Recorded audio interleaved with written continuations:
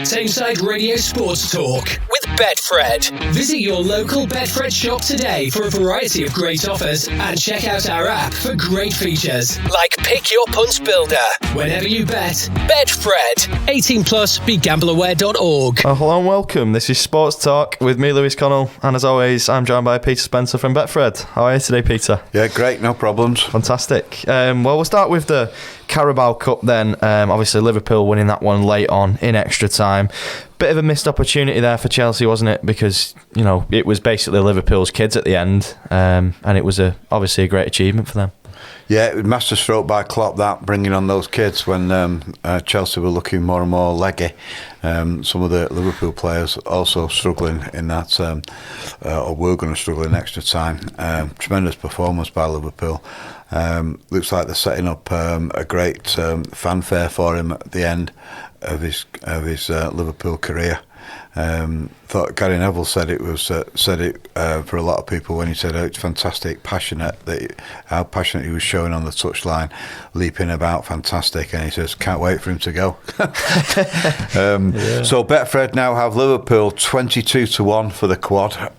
They were 28-1 before that Wembley game, but you've got to hand all your hats off to Liverpool. That was a great performance to win against Chelsea. Yeah, it was a great game, and obviously another thing Gary Neville said was quite spot on. The £1 billion blue bottle jobs, was it, that he said? Yeah, I thought that was a bit cruel, actually. I didn't quite agree with him about that, because I thought there were players such as Cole Palmer who really put a shift in, and to label the squad in such a way was a little bit uncalled for. I did agree with him on the Klopp remark, though. I thought that was spot on. Yeah. I mean, what did you think of Jamie Carragher as well? A lot of people have been talking about that, about he shouldn't ever, commentate on a Liverpool game again because he was getting a bit animated and he sort of lost his objectivity, really. Yeah, it is a problem with the broadcasters, because basically journalists, they're taking the job of journalists, and we're brought up to be accurate with our views and fair, whereas some of them show their allegiances and go off on one, and he certainly does go off on one. But it does seem to be quite a few Liverpool people involved in the commentating, and it also bugs me when they start bringing on Scottish guys as if they're experts on the Premier League. It's okay having someone who's like Alan Shearer, for instance, and Lineker, who've done it at the highest level, but you can sort of show that they've got great credence. But then when they bring in some Scottish guy, he hasn't actually done very much in England, which is a fine, bigger, higher standard than it ever will be in Scotland. So I just think they've got to be careful who they select. They do try and show balance. It's only relatively recently that they've found a commentator or a summariser who can put City's viewpoint across so well. Because previous to that, there wasn't anyone. That used to always be Liverpool and United ex-players.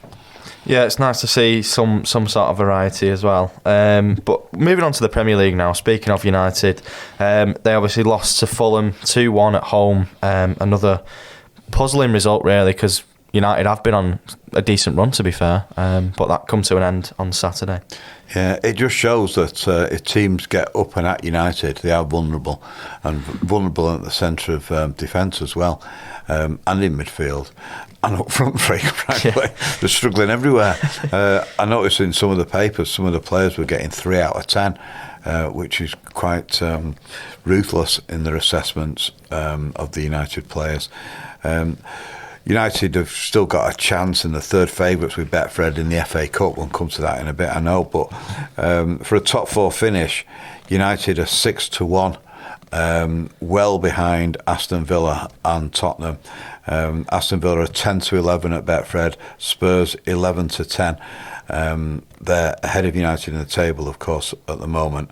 That defeat must have been a knife to the heart of Ten Hag, because it was so unexpected, against a team really United would expect to win. And they've dipped out now to 150 to 1 for the title, so there's very, very little chance there. Betfred have City still the favourites, 11 to 10 hanging on in there to retain the title.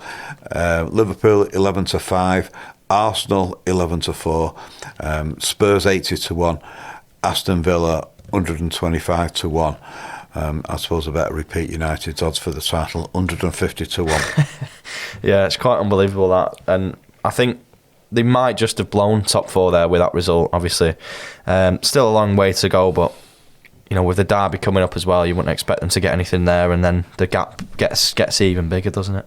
Yeah, it's looking pretty grim. It looks like it's going to be the FA Cup is some kind of salvation for Ten Hag, because the Ratcliffe and his team will be looking on at his managerial reign and thinking, well, they're bringing in the top dogs from other areas of the country to come to Old Trafford.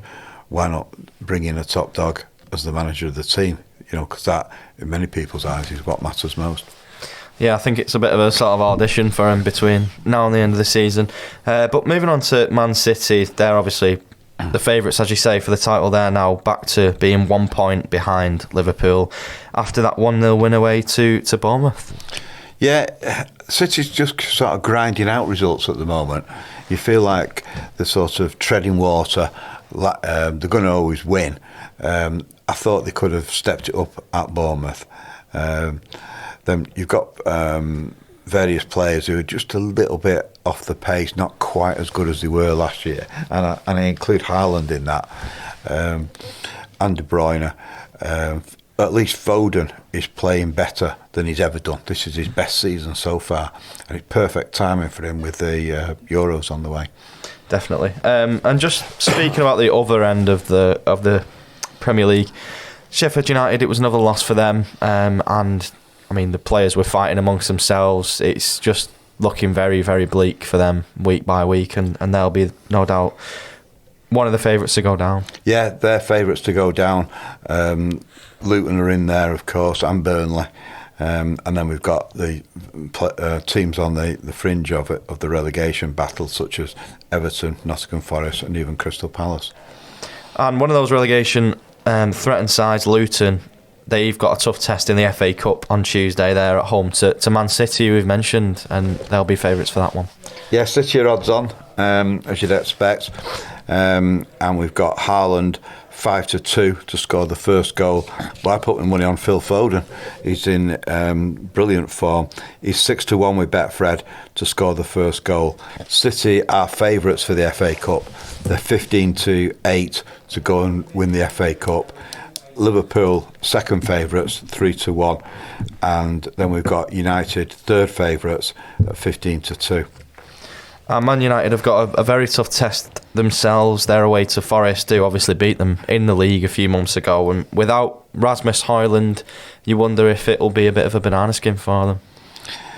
Well, I'm sure that Ten Hag will G up the United squad, because he might be playing for his future. But you could say that 6 or 7 of those United players, if not the whole 11, are playing for their futures at Old Trafford. It's that grim, the way it's going so far this season. And including that, players such as Marcus Rashford, because he's on so much money and he's seen as the great prodigal son at the club, the talisman potentially in the future. Born in Wythenshawe, come through the academy, etc., etc. But he's hardly ripping it up this season. And he needs to get back into form quickly. Otherwise, he won't be going to Germany with Gareth Southgate's England squad. He's 5-1 to score against Forest. Score the first goal, against Forest on Wednesday night. As I say, United are odds on to win that game. Just moving on to the Betfred Super League. Just before that, we'll talk about Wigan's narrow victory against Penrith Panthers. That was a great game, and you were there yourself, weren't you? Yeah, I was. It was an absolutely fantastic occasion. The Betfred World Club Challenge between the best that England can produce in Wigan, the Betfred Super League champions, against Penrith Panthers, who's the best team in Australia. Now, Penrith Panthers lost to St Helens this time last year, and St Helens were playing catch-up all season afterwards because they were one game behind everybody else. And that proved to be crucial in that Wigan picked them for the title, and that's why Wigan played Penrith Panthers this time. But what a fantastic occasion. The stadium was absolutely rammed. It took me about an hour to queue up for an hot dog. It was absolutely crazy. The hot dog was for my son, mind you, but and he'd had no tea, so that's why I had to queue up for that. And then when we got in there, it was just phenomenal. The way that these players, who are superstar athletes in their own game, smash into each other, the absolute elite performance, intensity was uncanny.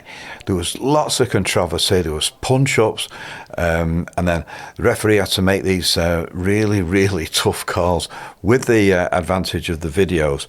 And you do wonder whether it could have gone the other way, because Penrith looked to me as if they scored in the last second, the last play of the whole game, but it was ruled out because the ball hadn't been was 2 inches short, apparently, from what people were saying, of the line. And then afterwards, all these players who were bashed up, with bruises everywhere. I mean, to get a black eye is the norm in this game. They're all shaking hands. They're like best mates. Yeah. Let's get down the pub. It was incredible. And, football has got so much to learn from rugby league. The way that they accept the referee's decision.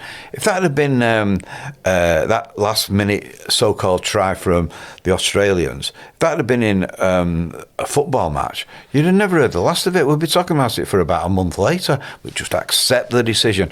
And the comments afterwards from both the Wigan coaches and also from the Australians, the Panthers coach, they're so respectful of the game as a whole. They're saying this was a great occasion. They're proud to have got to the final. They're glad to be part of it. They don't go on and on and on about the referees and how they got it wrong and all the rest of it. They just accept it. It is fantastic. And it was a great occasion to be there. Yeah, it's very nice to see. And as you say, I think football probably does have a lot to learn from rugby league. And then, obviously, as you say there, that might affect the odds for the Betfred Super League. Well, we're sticking with Wigan. Betfred are sticking with Wigan as the favourites to retain the title in the grand final.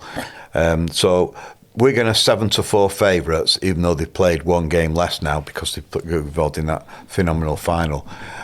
Saints, who made a tremendous start to the season, they beat London and Huddersfield away. They're 11-4 second favourites. Perfect start for them. Catalan Dragons also won both their first two matches. They're 9-1. Warrington, they're also 9-1, as are Leeds.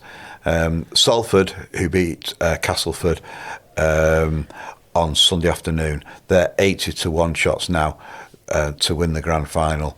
So it is looking like it's going to be the big two, Wigan or Saints, even at this early stage of the season with two games played, but challenged by Catalans Dragons, Warrington Wolves and Leeds Rhinos.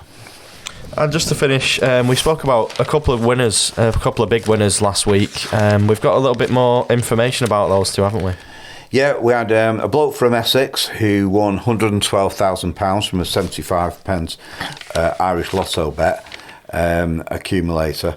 I spoke to him, 53-year-old chef, and he says he's been working 50-60 hours, and now he might be able to retire earlier than he did before and maybe go on a nice holiday. And it's a similar theme from an engineer who won £150,000 also on the Irish Lottery from a £1 bet. He's going to definitely retire early with his fantastic win there. Well, fantastic, and all the very best to both of those individuals. And if you do fancy a bet, you can bet online on the app or in Betfred stores, and we'll see you at the same time on Friday. Tameside Radio Sports Talk with Betfred. Visit your local Betfred shop today for a variety of great offers and check out our app for great features like Pick Your Punts Builder. Whenever you bet, Betfred. 18 plus, begambleaware.org.